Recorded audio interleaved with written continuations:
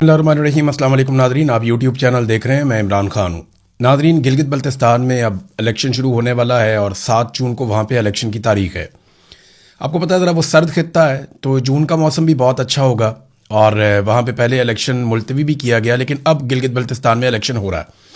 मैंने आपको पहले बताया था कि पाकिस्तान की मिलिट्री एस्टेब्लिशमेंट कभी भी ये बर्दाश्त नहीं कर सकती कि बलूचिस्तान में, कबायली इलाकों में, गिलगित बल्तिस्तान में और कश्मीर में उनके हाथ से ज़रा सा भी कंट्रोल जाए। वैसे तो वो पूरे पाकिस्तान को कंट्रोल करते हैं, लेकिन इन इलाकों पे वो ज़्यादा अपना कंट्रोल रखना चाहते हैं। उसकी कुछ जो है वो स्ट्रेटजिक रीजंस भी हैं और यहाँ पे वो हमेशा अपनी मर्ज़ी की कठपुतली हुकूमत बनाते हैं। अब मसला ये हो गया कि गिलगित बल्तिस्तान से लगातार वोटरों की बहुत सारी शिकायत मौसूल हो रही हैं। लोग वीडियोस बनाकर डाल रहे हैं, लोग शिकायत कर रहे हैं और वो ये बता रहे हैं कि उनके वोटों को एक जगह से दूसरी जगह मुंतकिल कर दिया गया, जैसे कि आम इंतखाबात में पाकिस्तान के अंदर ये किया गया था। 8 फरवरी के इलेक्शन से पहले नौजवानों के वोटों को उठाकर बहुत बहुत दूर फेंक दिया गया था। यानी कसूर के वोटर को लाहौर में डाल दिया, लाहौर के वोटर को उठा के ननकाना साहब भिजवा दिया, किसी वोटर को उठा के सियालकोट भिजवा दिया, किसी को चीचों की मलिया भिजवा दिया। तो वोटरों को इधर उधर कर दिया था बहुत बड़े पैमाने पर। ख़ास तौर पर टारगेट किया गया था नौजवान वोटर्स को। लेकिन वो नौजवान निकले, कई लोग रात को निकले, कई लोग दिन को निकले और वो पहुंचे अपने अपने एरिया में जाके उन्होंने वहाँ पे खामोशी से वोट डाल दिए। और इतने वोट डाल दिए कि ये पाकिस्तान की मिलिट्री एस्टेब्लिशमेंट सोच भी नहीं सकती थी। लिहाजा फिर आखिरी जो हरबा इन्होंने इस्तेमाल किया वो इंतहाई भोंडा और घटिया था पाकिस्तान की तारीख में। इससे घटिया धांधली पाकिस्तान की मिलिट्री एस्टेब्लिशमेंट ने नहीं की थी, जो फिर उनको करनी पड़ी। फार्म 47 इन्होंने जाली जारी कर दिए। अब गिलगित बल्तिस्तान के लोग ना, इनकी 2-3 चीज़ें आप जहन में रखें। एक तो इनके इलाके बड़े मुश्किल हैं, ये आसान इलाके नहीं है, यहाँ पे आप लंबा ट्रैवल नहीं कर सकते, नंबर 1। नंबर 2, इन इलाकों में एक इलाके से अगर दूसरे इलाके में आप जा रहे हैं या एक ज़िले से आप दूसरे ज़िले में जा रहे हैं तो आपको बाज़-औक़ात सारा दिन या बाज़-औक़ात इससे भी ज़्यादा आपको ट्रैवल करना पड़ जाता है। तो वो बहुत दूर दराज के इलाके हैं, बड़ा कठिन रास्ता है। नंबर 3, यहाँ के लोग ज़्यादा अमीर नहीं हैं, यानी इनके पास बहुत सारा पैसा नहीं है, गरीब लोग हैं, तो ये दूर जाके वोट भी नहीं डाल सकते। तो ऐसी हलकों में और ऐसे इलाकों में नौजवान वोटरों की एक बहुत बड़ी तादाद के साथ ये धांधली की गई है और ख़ास तौर पे इस बात का ख्याल रखा गया कि किसका वोट हटाना है और किसका नहीं हटाना। ये कोशिश की गई कि जो वोटर भी इमरान खान को वोट डाल सकता है उनकी ज़्यादा तादाद को मुतासिर किया जाए। अब ये लगातार शिकायतें आ रही हैं, ये लोग गरीब हैं और सिर्फ उन वोटरों को सहूलत दी गई है जो हुकूमती और एस्टेब्लिशमेंट के पसंदीदा जमातों या उनके उम्मीदवारों को उनकी जानिब से मेंशन किए गए कि जनाब ये हमारे वोटर्स हैं, ये तो यहीं पे रहेंगे। तो वो तो वोटर वहीं पे रहे, लेकिन ये वोटर्स हमारे नापसंदीदा हैं तो ये यहाँ पे नहीं रहेंगे। ये काम पहले भी किया गया था इलेक्शन में कि बाकायदा PMLN के दफातर में बाकायदा उनके डेरों पे बैठ के ये फैसला किया गया कि किस किस जगह से कितने कितने वोटर निकालने और कौन कौन से वोटर्स निकालने हैं। बाकायदा लिस्टें लाई जाती थी कि जनाब फलानी गली में ये 1500 वोटर है, फलानी जगह पे ये वोटर है, फलानी जगह पे ये इतने वोटर हैं, ये लिस्टें हैं, इनको यहाँ से निकाल दिया जाए। और फिर इलेक्शन कमीशन ऑफ पाकिस्तान ने वो कार्रवाइयाँ डाली वोटर लिस्टों के अंदर जो पाकिस्तान की तारीख में कभी नहीं डली। अब गिलगित बल्तिस्तान में भी वही गंद मारा जा रहा है, यानी जो खेल बलूचिस्तान और कबायली इलाकों में पाकिस्तान की मिलिट्री एस्टेब्लिशमेंट खेलती रही है वही अब गिलगित बल्तिस्तान और कश्मीर में भी खेलने जा रहे हैं। यानी मोहरों को इक़्तिदार में बैठाकर उनके ज़रिए से यहाँ पे हुकूमत की जाएगी, जैसा कि ये पहले भी करते रहे हैं। अगर आप एक फेयर ओपिनियन लें तो गिलगित बल्तिस्तान में 7 जून को अगर फेयर एंड फ्री इलेक्शन हो तो इमरान खान साहब लगभग सारी सीटों पे ही जीत जाएंगे। वहाँ पे नौजवान नहीं, ख़वातीन भी बहुत बड़ी तादाद में, बल्कि तमाम लोग जो है वो इमरान खान को सपोर्ट कर रहे हैं। जो ग्राउंड से खबरें आ रही हैं वो ये हैं कि कोई मुंह लगाने को तैयार नहीं है। हत्ता कि कैप्टन सफदर की एक वीडियो आती है, वो एक बच्चा उसने हाथ में PTI का झंडा पकड़ा हुआ, छोटा सा बच्चा है, तो कैप्टन सफदर उससे ज़बरदस्ती नवाज शरीफ जिंदाबाद के नारे लगवा रहा है और शर्मिंदा भी नहीं हो रहा।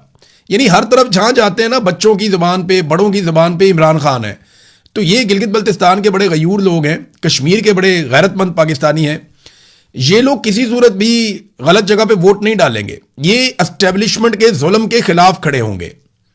देखिए आज एस्टेब्लिशमेंट इमरान खान पे जुल्म कर रही है, अगर किसी और पे कर रही होती है तब भी एस्टेब्लिशमेंट के खिलाफ खड़े होते। ये मिलिट्री एस्टेब्लिशमेंट के मजालिम से तंग है। उन्होंने जो कुछ पाकिस्तानियों के साथ किया उन चीज़ों से बहुत नाला है, लिहाजा इनका वोट इमरान खान की तरफ ही जाएगा। लेकिन अब जिस किस्म का धांधली का बंदोबस्त किया गया है, या जिस तरीके से सारा कुछ किया जा रहा है, कोशिश तो पूरी की जाएगी अपने मोहरों को लाकर बिठाया जाए। कश्मीर में अब राणा सनाउल्लाह साहब ने इस पर एक स्टेटमेंट भी दे दिया, क्योंकि आपको याद होगा जब कश्मीर की ज्वाइंट एक्शन कमेटी बनी थी तो उन्होंने कहा था कि वो 12 सीटें जो बाहर से जीतकर उम्मीदवार आ जाते हैं, जो कश्मीर में इलेक्शन ही नहीं होता, वहां पे 2 नंबर तरीके से लाहौर में इलेक्शन करवाया जाता है, पंजाब में वहां से 10 सीटें निकाल लेते हैं, एक केपी से निकाल लेते हैं, एक सिंध से निकाल लेते हैं। तो इन 12 नशिस्तों के जरिए से कश्मीर में हुकूमत बनाने का तनासुब भी तब्दील हो जाता है। यानी कश्मीर में टोटल 53 लोग होते हैं, सारे मिला मिलू के जो आपकी बाकी सीटें मखसूस होती हैं वो भी आप मिला लें, तो कर करा के इतने लोग बनते हैं। इसमें 12 लोग बहुत अहम होते हैं, बहुत इंपॉर्टेंस होती है इनकी। तो ज्वाइंट एक्शन कमेटी जो थी कश्मीर की, उनका एक सबसे देरीना और मेन मुतालबा यह था कि आइंदा कश्मीर के अंदर जो भी हुकूमत बने वो कश्मीरियों के वोटों से बने, जो लोग कश्मीर से बाहर चले गए उनके वोटों से ना बने। भाई अब जो लोग लाहौर में रहते हैं वहां पर धांधली करके 2 नंबर तरीके से ये वोट इकट्ठे करके अपना हुकूमत बना लेते हैं डंडे के जोर के ऊपर। यानी बाहर से अपनी 10-12 सीटें जीत कर आ जाते हैं, कश्मीरी अगर इनको रिजेक्ट भी कर दें तो फिर भी इनको, अच्छा ये सीटें एक और बात याद रखिएगा, ये मकबूजा कश्मीर के इलाकों की है, ये जम्मू के इलाकों की है, वहां की सीटें जिनको यहां पे इन्होंने इकट्ठा किया हुआ। इस तरह तो फिर आप ये इलेक्शन बरतानिया में भी करवाएं। अगर कश्मीरी किसी जगह पे रहते हैं और उन्हें वोट डालने का हक है आजाद कश्मीर के बाहर भी, तो फिर आप बरतानिया में करवाएं, 5-6 सीटें यहां पे भी लेकर आए।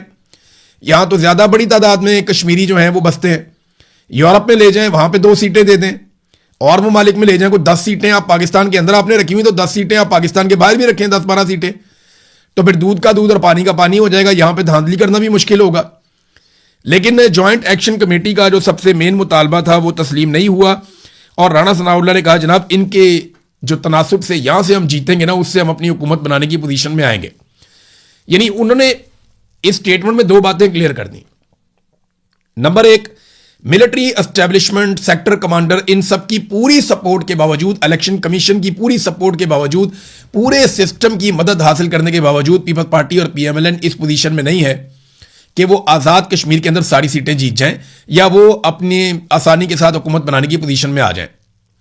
इसके लिए उन्हें वो 12 सीटें चाहिए होंगी जो आजाद कश्मीर के बाहर से लोग मुंतखब होकर आएंगे, और इन्हीं लोगों के जरिए से मिलिट्री एस्टेब्लिशमेंट अपना घिनौना खेल हर मरतबा खेलती है, और इस मरतबा भी यही किया जाएगा। ज्वाइंट एक्शन कमेटी के पास टाइम बहुत थोड़ा है, और मैं एक चीज आपको और बता दूं, पाकिस्तान तहरीक इंसाफ की क़यादत को बता दिया गया है कि आपने ज्यादा खापरोला नहीं डालना, हमने ये 2 जगह आपको नहीं देनी। तहरीक इंसाफ को बाकायदा आगाह कर दिया गया है, जो लोग राब्ते में रहते हैं, कि जनाब ये 2 जगह तो सवाल ही पैदा नहीं होता कि हम आपको दें, क्योंकि ये हमने उन्हीं को देनी है जिन्हें हमने वफाक में इक़्तिदार में बैठाया हुआ अपने साथ, उन्हीं लोगों को हम ये 2 इलाके देंगे, आजाद कश्मीर भी और गिलगित बल्तिस्तान भी। आप इलेक्शन लड़ें, जो मर्जी करें, लेकिन आपने ज्यादा रोला नहीं डालना, ज़बानी बयानात वगैरह आप देने, लेकिन आपसे ये हुकूमतें हम आपको नहीं बनाने देंगे। ये बात उनको बता भी दी गई है और इसकी तैयारी भी कर दी गई है। लेकिन अब डिपेंड करता है यहां के अवाम के ऊपर कि कश्मीर के अवाम क्या करते हैं और गिलगित बल्तिस्तान के अवाम क्या करते हैं। वैसे तो जो नफरत के बीज बोए जा रहे हैं, ऐसा लगता है कि पाकिस्तान की मिलिट्री एस्टेब्लिशमेंट कोई नया सानहा खुदा ना खास्ता करवा देगी पाकिस्तान में, जितनी तेजी से यहां पे गंद मारा जा रहा है। अब नाज़रीन, इसाक डार साहब ने अमेरिका में जाके एक स्टेटमेंट दिया ओवरसीज पाकिस्तानियों के सामने। जरा पहले आप स्टेटमेंट सुने, फिर इसका पोस्टमार्टम करते हैं। डार साहब कहते हैं जी, अपने वतन से मोहब्बत का सबूत दें और अपने मुल्क में इन्वेस्ट करें, ओवरसीज पाकिस्तानियों को कहा। तो मेरे चंद छोटे छोटे सवाल हैं डार साहब से। नंबर 1 ये कि डार साहब के अपने पैसे किधर हैं, डार साहब के अपने बच्चों के पैसे किधर हैं, इन्होंने दुबई में कितनी इन्वेस्टमेंट की है और बाकी जगहों पे कितनी कितनी इन्वेस्टमेंट की है, और कितना पैसा इन्होंने दूसरे मुल्कों में लगाया और क्यों लगाया, और वो पैसा पाकिस्तान में क्यों नहीं लगाते, और कब वो पैसा डार साहब और उनकी फैमिली लेकर पाकिस्तान में आएगी। पहले तो इस सवाल का जवाब दे दें। दूसरा वो बताएं कि उनकी जो अपनी लीडरशिप है, नवाज शरीफ या शहबाज शरीफ या उनके बच्चे, इनके पैसे कहां पे हैं और ये कहां पे कारोबार करते हैं, और इनका कितना कारोबार कितने देशों में फैला हुआ है, और किस किस बड़े आजम पे इनकी प्रॉपर्टीज हैं, और उन्हीं प्रॉपर्टीज के अंदर जाके ये ढीठों की तरह रहते हैं। तो भाई आप ओवरसीज पाकिस्तानियों को कह रहे हैं अपना माल लेकर पाकिस्तान में आ जाओ, और आप पाकिस्तान में हुकूमत कर रहे हैं, चाहे आपकी जाली हुकूमत है, लेकिन आप अपना माल लेकर पाकिस्तान में नहीं आ रहे, बल्कि आप लगातार माल पाकिस्तान से बाहर मुंतकिल करते रहते हैं। तीसरा सवाल मेरा इनसे यह है कि पाकिस्तान में अमनो अमान की सूरत हाल क्या है। इंसाफ की सूरत हाल क्या है? क्या पाकिस्तान में ये ओवरसीज पाकिस्तानी अपने माल के साथ आएंगे तो महफूज रहेंगे? आज मैं जिस ओवरसीज पाकिस्तानी से मिलता हूं वो कहता है जी हमारा पहले दिल करता था पाकिस्तान नहीं जा रहे। अब मैंने कहा जी क्यों नहीं जा रहे? अक्सर पूछता हूं मैं कहा यार हम तो फंसे हुए, हम नहीं जा नहीं पाते, हम हमारा तो दिल करता है हम चले जाए पाकिस्तान, तो तुम लोग तो जाओ, तुम लोग क्यों नहीं जाते? चक्कर लगा के आया करो। वो कहते जी पहले जाते थे, अब दिल बहुत बुरा होता है, जितना जुल्म पाकिस्तान में हो रहा है, जितनी मायूसी पाकिस्तान में फैली हुई है, जितने गम और तकलीफें हैं, आसपास लोग बेचारे भूखे हैं, तो अब हम जाते हैं तो हमारे दिल को अच्छा नहीं लगता, हम छुट्टी मनाने के लिए कहीं और चले जाते हैं। ये ओवरसीज पाकिस्तानियों की बहुत बड़ी अक्सरियत ने मुझे ये बातें बताई हैं। वो कहते जी हमारे बच्चे अब जाना नहीं चाहते, वो ये कहते हैं जी वहां पे बहुत ज्यादा प्रॉब्लम्स हैं पाकिस्तान में, वहां बहुत जुल्म है, वहां तो इंसानों को मार देते हैं, अमनो अमान भी नहीं है। तो फिर ओवरसीज पाकिस्तानी कैसे पैसा लेकर आए? आपने वहां पे अमन नहीं छोड़ा, इंसाफ नहीं छोड़ा, इनके सरमाए का तहफ्फुज कौन करेगा? यहां पे तो लुटमार है पाकिस्तान के अंदर, इदारे आकर लूट लेते हैं, सिस्टम के अंदर जो है वो खांचे लगाए हुए हैं जगह जगह पे, हर जगह पे लुटेरा बैठा हुआ है, इट पुटो लुटेरा निकल आता है। तो इनके सरमाए का तहफ्फुज कौन करेगा? ओवरसीज पाकिस्तानी जब जब पैसा लेकर आए, कई मरतबा लोगों के पैसे डूबे, या बेशुमार मिसालें हैं। लोगों ने बताया कि जनाब वो पैसा लेकर पाकिस्तान गए थे, बड़ी मुश्किल से निकल के आए जनाब, उतने कम नहीं हो सकता। तो आपने कारोबार वाला माहौल ही नहीं बनाया हुआ। पाकिस्तान से लोग पैसा ले लेकर बाहर भाग रहे हैं, वो जाके ओवरसीज पाकिस्तानियों को कह रहे जी पैसा लेकर पाकिस्तान में आ जाओ। भैया आप उन्हें कोई वजह तो बताएं ना कि वो क्यों आ जाएं। देखिए आना चाहिए पैसा, पाकिस्तान के अंदर आना चाहिए, लेकिन कोई उसकी आप कोई ग्राउंड बनाएं, उसकी कोई पॉलिसी ऐसी बनाएं, कोई इंसाफ फराम करें, कोई अमनो अमान फराम करें, कोई स्टेबिलिटी लेकर आए पाकिस्तान के अंदर, अवाम की मुंतखब हुकूमत लेकर आए, अदलिया अपना काम कर रही हो, इदारे सारे अपना काम कर रहे हो, अमनो अमान हो पाकिस्तान में, हालात अच्छे हो पाकिस्तान में, इकोनॉमिक और पॉलिटिकल स्टेबिलिटी हो पाकिस्तान में, तो लोग आ जाएंगे, लोग जरूर आएंगे। आप सहूलत देंगे लोग जरूर आएंगे, लेकिन इस तरह नहीं आएंगे कि आप मुंह से जाकर कह देंगे कि जनाब मैं तो अपना पैसा लेकर निकल गया हूं पाकिस्तान से, तो तुम अपना पैसा लेकर पाकिस्तान में आ जाओ। सारे लोग हमारी तरह पागल नहीं होते। मैंने पाकिस्तान में अपनी एक भी चीज नहीं बेची, मेरा सारा कुछ पाकिस्तान में है, पाकिस्तान में ही था, वहीं पे मैंने वापस जाना है, वहीं पे उसी मिट्टी में मैं जाऊंगा, और वही मेरा मुल्क है।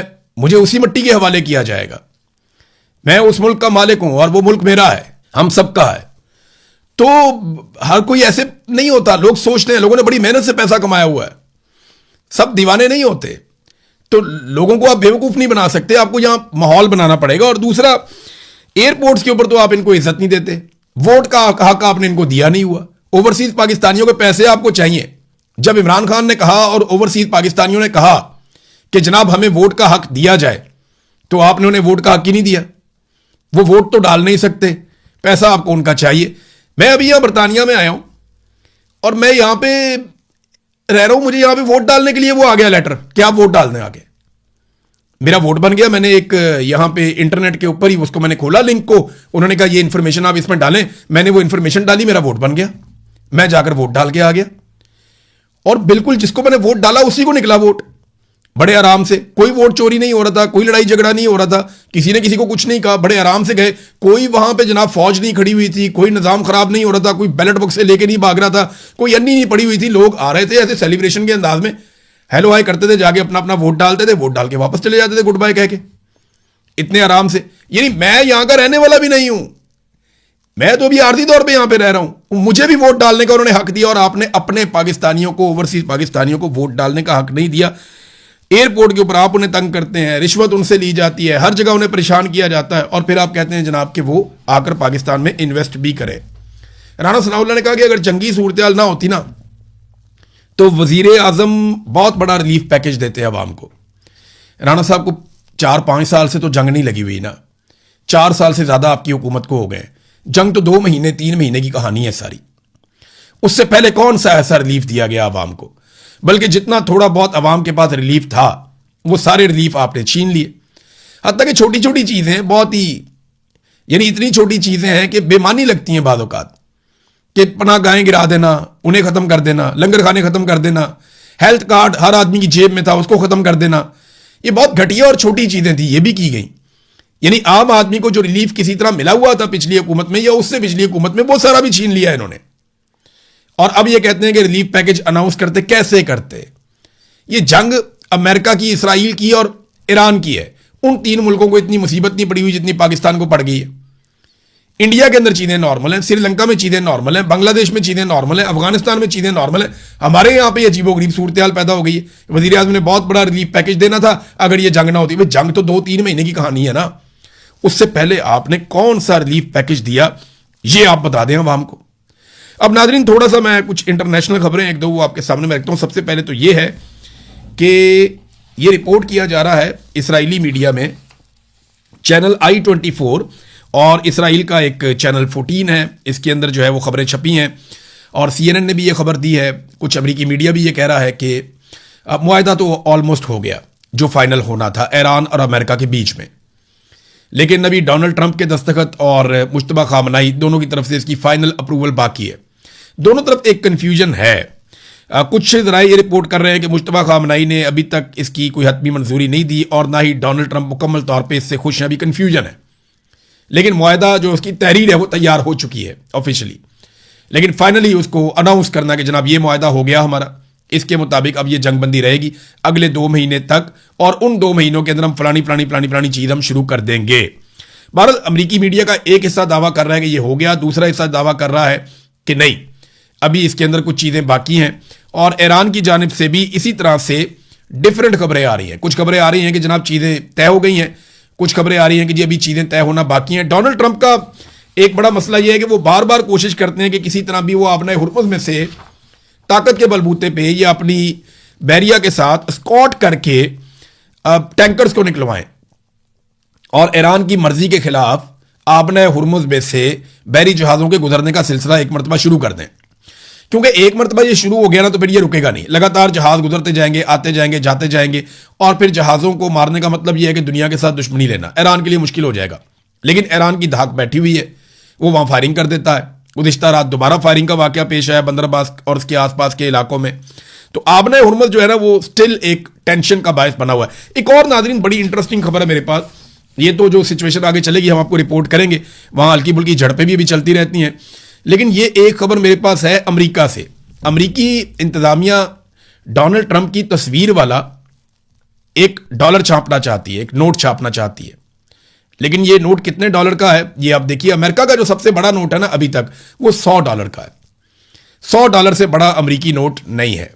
तो $100 का जो अमेरिकी नोट है वो लगभग 28,000 रुपये पाकिस्तानी, क्योंकि 280 रुपये के आसपास डॉलर का रेट होता है, तो ये 28,000 रुपये ऑलमोस्ट बनते हैं एक अमेरिकी डॉलर का अगर 100 का नोट है तो, जो उनका बड़ा नोट है।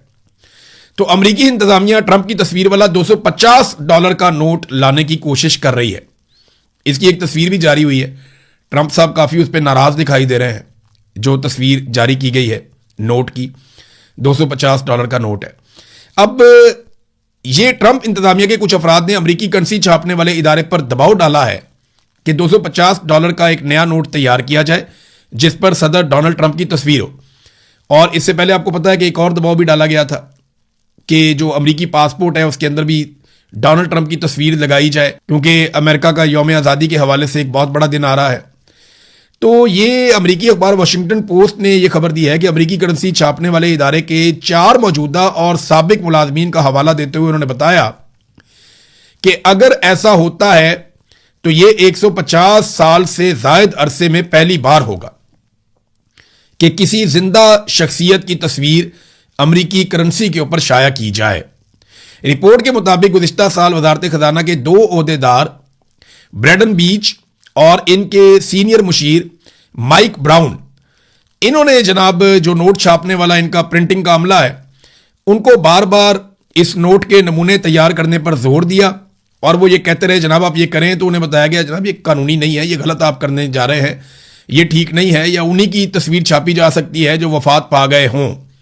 लेकिन उन्होंने डिज़ाइन भी फराहम कर दिया और एक ऐसा खाका दिया जिसमें $250 का नोट है। तो अब डोनाल्ड ट्रंप की भी अजीब हालत है, यानी PMLN का बस चले तो सुबह नवाज शरीफ का फोटो जो है, बल्कि नवाज शरीफ नहीं अब तो आसिम मुनीर का फोटो लगाएंगे ना वो, क्योंकि नून लीग के इस वक्त जो लीडर हैं वो तो आसिम मुनीर साहब हैं और वही इस पार्टी को लीड कर रहे हैं। तो हो सकता है आसिम मुनीर साहब का फोटो नोट के ऊपर भी लग जाए पाकिस्तान में। लेकिन डोनाल्ड ट्रंप तो फिलहाल वहां पे कोशिश की जा रही है, पाकिस्तान में क्या होता है देखते हैं। बहरहाल एक खबर और भी है और वो ये है कि दबाव पाकिस्तान पे भी बहुत है। कुछ सोर्सेज ये दावा कर रहे हैं कि जैसे सऊदी अरब के ऊपर दबाव है, कतर के ऊपर दबाव है, इसराइल को तस्लीम करने के हवाले से, ऐसे ही पाकिस्तान के ऊपर भी दबाव है कि इसराइल को तस्लीम किया जाए। डोनाल्ड ट्रंप के जो मुतालबात की फहरिस्त है ना, वो अमेरिका की एक आदत है ना, डू मोर, वो बड़ी लंबी है। ये जर्नैल थक जाएंगे उनकी ख्वाहिशात पूरी करते करते, और उनकी ख्वाहिशात ख़त्म नहीं होंगी। लिहाजा जर्नैलों के लिए बेहतर यह है कि वो सियासतदानों के हवाले मुल्क को करें और खुद जाके आराम से बैरकों में बैठें और सुख का सांस लें। सियासतदान चीज़ों को ज़्यादा बेहतर अंदाज में डील कर सकते हैं। अब तक के लिए इतना ही। अपना ख्याल रखिएगा, अपने चैनल का भी। अल्लाह हाफ़िज़।